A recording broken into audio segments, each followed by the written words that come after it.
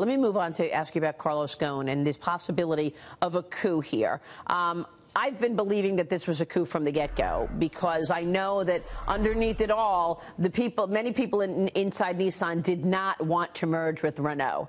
And this is what Carlos Ghosn was working on. He was also working on replacing the CEO of Nissan. And 3 seconds into it, the CEO turned on him. So after the arrest of the former Nissan chairman, Carlos Ghosn, for allegedly falsifying financial records, some say there could be more behind the charges, including myself. Analysts report Ghosn's arrest could have been timed to push him out in order to give Nissan the upper hand in ending its alliance with the French automaker Renault. So, Stefano, you know Asia well. What's your take on all of this?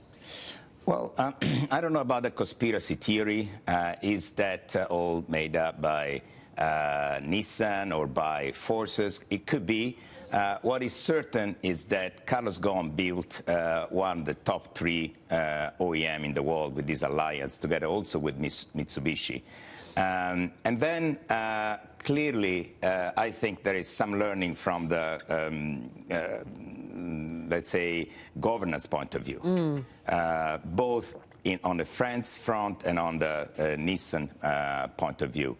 If what they allege is really happened, probably that's a lack of governance that should be remedied. Well, that's the thing. I mean, can Carlos Ghosn make all this money and the CFO and the board is not aware of it? I mean, how is it possible that he underreported his pay and nobody knew about it? I mean, was he a one-man show? What about the board? Well, it won't be the first time if that happens. I would wait to see what the judge will find out and what the investigation will end up with. Again, I had the pleasure to work with him. I would make a parallel between his personality and Sergio Marchionne. And I work with both very strong personality, probably the strongest personality in the automotive industry in the last few years. Highly opinionated, centralizers, but also they have been able to save, in the case of Nissan, let's not forget that they saved Nissan and built 2 very strong groups. That remains whatever it happens. So I will distinguish between Carlos Ghosn, manager, and Carlos Ghosn, man, which has to be seen what he did, if he did. Well, at one point he was an icon in Japan, right? I mean, they had a comic book character named after him, and he did revive Nissan, and yet now Renault is the weaker player, and Renault was going to acquire Nissan, so there was not a lot of The thing that really bothered me about it is Japan threw him in jail without any official charges. He sat there, and then they kept extending the time that he's in jail, and he's still in jail. They won't allow him to speak to his family. I think it smells horribly. Let me ask you real quick before you go on General Motors, because your firm has really also worked with GM. And the Journal this morning details how CEO Mary Barra is under fire from the president and from lawmakers over the company's announcement to close plants, lay off thousands of workers. AlixPartners was involved in the turnaround, of course, at GM during the financial crisis, a time that the whole country was watching the developments there. What's your reaction to what's taken place now, as now the company's laying off all of these people after getting that massive bailout? Well, GM is a very different company now. That was a very successful turnaround.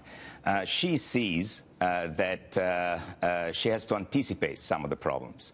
The market really turned differently. The passenger cars are not sold as well as they used to. So basically, GM is refocusing toward large SUVs and pickups on one side. On the other side, is refocusing on the new cars, electric cars, autonomous cars. So it's changing the scheme. These are the realities of the marketplace. Exactly. Yeah. She has to adjust this big, huge company to the new reality, make it nimble, agile, and refocused on the new economy. I could understand that. Let's put one more hat that you wear on, Stefano, and that is you're the chairman of the Andrea Bocelli Foundation. We love Andrea Bocelli. I tweeted about having the opportunity to see him and see you the other night with that phenomenal concert at the Columbus Citizens Foundation. Tell me about some of the work that you do with Andrea Bocelli.